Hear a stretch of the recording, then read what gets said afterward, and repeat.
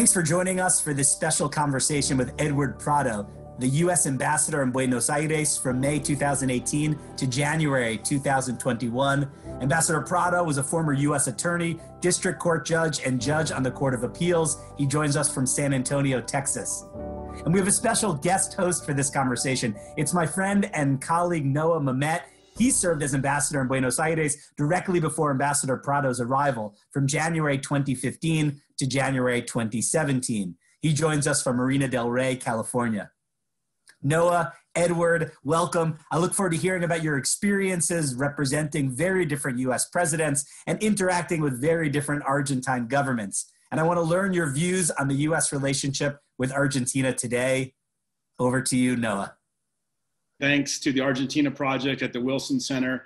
I was thrilled to be one of those who worked to organize it as one of the founders with Benjamin and Cindy and Ambassador Prado. It's great to see you again, my friend. And let's just go with first name basis, I think, since we're friends, and it'll just be faster. So I'm glad you're well in this really tough era we're living through with COVID. And I know you went through the terrible storms down in San Antonio, so I'm glad you're well. So I wanted to ask the first question.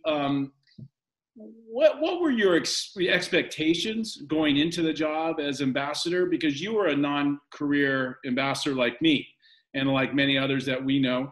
What were your expectations versus the experience? Both at the work level and then also on the personal level, because this is the kind of job, I think if you're a non-career ambassador, you really don't have much experience working with an embassy or working inside an embassy. So I'd love to hear your thoughts and what the reality was versus the expectation or perception. Well, I had good to be with you, Noah, and good to see you again. I guess I had the opportunity to go to Buenos Aires and other parts of Argentina about 5 different occasions as a judge when State Department was looking for speakers and they were in the process of turning switching to a different type of court system like ours.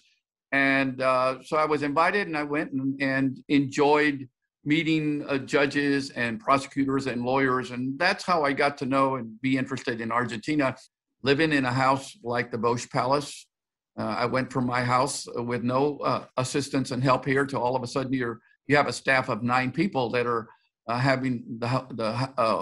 taking care of the house and hosting events of several hundred people twice a week, sometimes during the day, and being a host to events and making public speeches almost several times a week was something way different than the isolated life of a judge.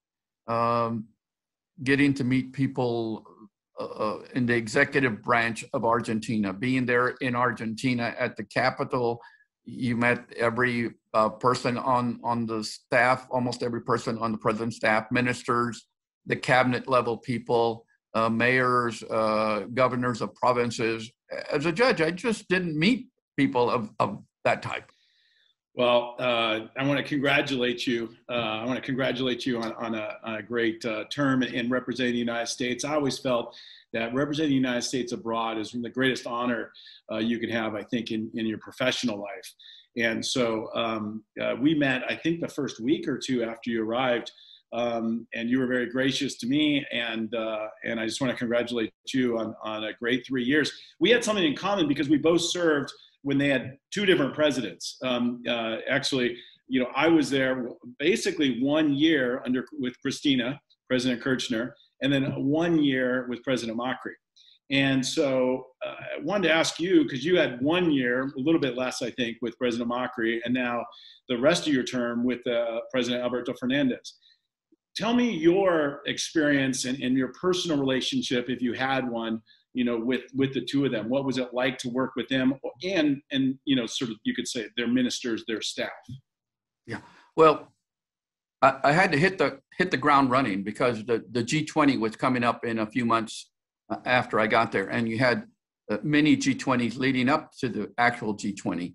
So I think I had 5, 6 U.S. cabinet members come before. So I was hosting the Secretary of Energy, Commerce, Treasury. They all came down here, and we had a VIP person coming in. I'd been on the job 2 or 3 months and hosting all them. And then Trump came down for the G20, and you had to host him. And so it was all this overwhelming experience of hitting the ground running, preparing for the G20, and having all these people coming in. The Macri administration was more in line with our viewpoints, as you know, and meeting his cabinet members and dealing with cabinet members. I had the opportunity to see him in person, and because there were events going on all the time, I'd run into him at different events, and we'd talk briefly, and more than just having a formal meeting where there was business, you just had chit chat. And I was able to build up a good relationship, I thought, with all the cabinet members and with the vice president and President Macri, because we would see each other at different events or go to his house, the president's house, because I had a cabinet member that wanted to meet with Macri. So I saw Macri frequently as with his cabinet members. And then you have the change of administrations, and as you know, the Peronist viewpoint, the Cristina influence, their perspective wasn't as in line with us as the Macri administration was. They saw things a little bit different. So you started to build up relationships, and their first few months, they're trying to figure out what's going on. They're trying to get organized and name their cabinet members, and their cabinet members are coming on board and trying to figure out what their job is, what their role is, what does both Fernandezes, what do they expect of me and of my agency? So they're trying to get their feet on the ground before they even start meeting with the ambassadors. And then finally, when we got to the point of let's make contact with their cabinet members and get to know them because we're going to be negotiating and discussing issues, the COVID hit. So then it was really difficult these last 10 months of communicating with them, because the only time I would communicate with them was through a video conference, Zoom, or a telephone call, and you didn't see each other at events all the time. So building a relationship with the Fernandez administration was rather challenging and difficult, because you just didn't have the time or the opportunity to see them, talk to them, and just generally have friendly talks that would build up a trust and a relationship. It was always, I'm calling you because of this particular issue, and we need your help, or we need you to look at our viewpoint or whatever. And it was business, and it was just not the friendly relationship trust that was built up with the Macri people, because I didn't have the opportunity to do that. So it was more difficult, because the only time they'd hear from me was, what does the U.S. want now, type of thing, as opposed to going to an asado and drinking a little bit of Malbec wine, as I did with the Macri people. Those opportunities didn't come up with the Fernandez administration, and their Fernandez administration not being as in line with the U.S. viewpoint on things. Sometimes it was rather challenging trying to convince them of the U.S. viewpoint. With the Macri administration, there was trust, and they said, yeah, we understand, we agree, and we'll go along with it most of the time. But with Fernandez, it was a little bit more difficult explaining in detail our position and why, and trying to convince them of a particular company needing a particular statute or regulation or whatever. It became more difficult. And then running the embassy when the embassy's closed down and your staff is essentially at home made it rather difficult. You know, Edward, we had really mirror images in some ways of our experience, because, you know, the first year I was there was Cristina and was president. And as you said, we had a very challenging relationship back then, disagreed on most things. And she didn't meet with any ambassadors that I know of at the end of her second term, including the U.S. ambassador, me.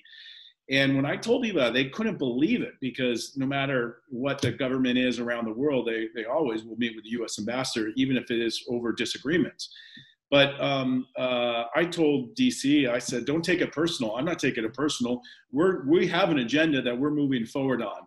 And then we kind of laid out an agenda of science, technology, energy, especially renewable, and educational exchanges, figuring it was hard to attack those for subject areas, and then laying the groundwork for when Macri came in. We already knew him because he was mayor of Buenos Aires, and much of his team came from the city. So we already knew them, and it went from having, just very distant relationship to a very close relationship, in part, like you said, because we saw each other a lot. And President Macri, I think, was the first Argentine president to come to Palacio Bosch, the residence, in 20 years. It also helped. We had President Obama come down there for a state visit, which was also very historic. And so, speaking of, you had President Trump come down. I had President Obama, as Benjamin said, very different figures. Anything that stands out in your mind, either public or private, that you can talk about that was interesting or awkward or fun on that trip? Oh, yeah. There's where it gets several stories. Well, we'll talk about those later. But sure. The thing is, first off the bat, it's like, okay, well, the president's coming. That's okay, fine. The president's coming. Yeah, and he's coming with 1,000 people. Yeah. And I was, what? 1,000 people? Yes, and he needs 200. I can't remember the number, but it's something like 200 of them are Secret Service or his detail, and then another 100 for the press. And so we need credentials. So I'm going, oh, well, that's a lot. So you go to the Argentine government and go, wait a minute, this is our country. You don't need 200 people running around with guns when you have 20 of the leaders of the world of other countries around. Why should we give you that? Plus, you're asking for more than twice any other country. That's unreasonable. And we can't deliver. So then you go back to the White House and you say, look, I asked, and they don't want to give it to you. Well, we want it. We're the U.S. and we want it, and we're going to get it. And I'm going and putting me in the middle of negotiations, and then you finally get a reasonable amount of Secret Service agents, and then Argentina says, well, we'll give you those agents, but they can't have firearms. So then you go back to the White House and you say, okay, you're going to get the amount of Secret Service agents you want, but they can't all carry firearms. Well, our agents carry firearms. And there were little things like that where you're in the middle of things. When President Trump was leaving, they said, we want you to be at the Air Force One to bid him farewell. So we want you to come to the hotel where he's staying. He did not stay at the Bosch Palace. With your group, and there'll be 2 caravans. You take off in the first caravan and you'll be at the airport to meet President Trump. He's going to be meeting with the president of China at the hotel when you arrive, and him and others will then go in the second caravan and meet you at the airport. So we leave with my group of security in 2 cars from the Palacio Bosch to the hotel where the president was staying. And being the U.S. ambassador, security let me all the way in, and we went right into the hotel, the driveway of the hotel, when a bunch of Chinese people come out yelling at us, and then the U.S. Secret Service comes out yelling at us. And my security detail is Argentines that speak Spanish. They don't understand the Chinese. And I understood the Secret Service, but it turned out that the president of China was just about to arrive and park right where I had come and parked. And everyone was panicking because he was coming right behind me. So luckily, we moved just in time as the Chinese president arrived to go visit with President Trump. But it could have caused a big issue that the U.S. ambassador was blocking the way for the Chinese president to come meet with President Trump. But that was one adventure of many. Then once he left, we got stuck on the runway, because then Great Britain, Germany, and others were leaving. So they froze any departures from the airport. So we had to wait about 2 hours at the airport before they'd let us come back and depart. So we were there and we were watching all the planes from all the other countries leave because security would not let us cross over to the airport to our automobiles.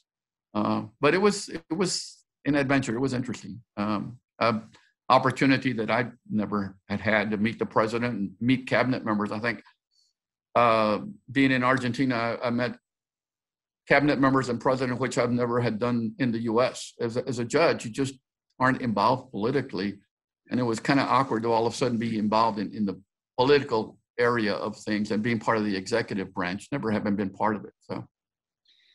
It's to your credit, you were able to navigate that, because what I've told a lot of people, at least my experience, being ambassador, it's much more akin to being a candidate, I think, in many ways. And I came at it, campaigns and politics my whole life.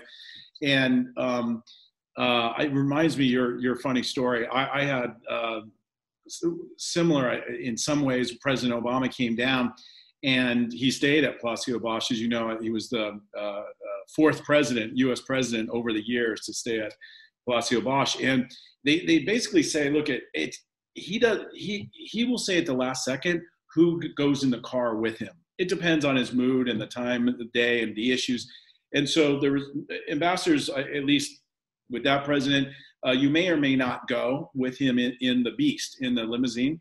And it was the last second, he said, come on, Noah, come with me. And we drove from Palacio Bosch to Casa Rosada. And during that drive, I'm sitting across from him and we're having a discussion, and Susan Rice, National Security Advisor, and Ben Rhodes, Deputy National Security, the four of us. And as the president's talking to me, he just waves like this, but he doesn't look out the window and he waves with his other hand. And it took me a minute to realize they can't see which hand he's waving, and because the streets were just loaded with people. So normally you go with your left hand, right? And he would just do it this way. And I think he learned that they can't tell, so he can continue to have a conversation and every once in a while go like this. And then when we get to Casa Rosada, they open the door, he goes out. But nobody told me which door we go out. And so I have to ask the National Security Advisor, and she said, we go out the other door. And as President Obama with President Macri started walking, as you know, the security goes with them. And so we literally had to run around the car and run back into the bubble, and we caught up to the group. But those little things that everybody thinks it's so well orchestrated, and it almost 98% of it is, but 2% is on the fly. Yeah, I had that with a couple of the cabinet members, the secretaries that came down here, and I wasn't sure, am I supposed to ride with them or not? And they said, well, we'll have to wait till the last second, but be prepared. Otherwise, you're going in car number 3 and you have to run to car number 3 because he's going to be in car number 1 taking off. But maybe he'll let you ride it with him in car number 1. So be prepared to either run back to car number 3 or get into car number 1 with them. And so there you are till the last second. They come rushing out of something and then they'll give a wave. And a couple of times I rode in car number 1 with the secretary, and couple of times I rode into car number 3 or number 4.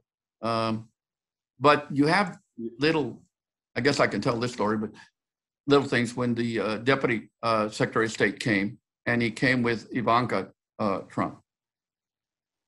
And the White House staff and State Department staff got into a quasi argument over who was the most important representative of the U.S., the Deputy Secretary of State, or Ivanka Trump, the daughter special assistant to the president.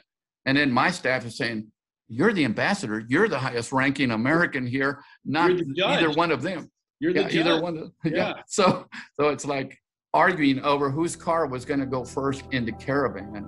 And I don't know that Ivanka Trump or the Deputy Secretary of State even knew this was going on, but the staffers are the ones among themselves arguing over which one goes in what car. And I was like, what trivia stuff that they get into. There's some silly things.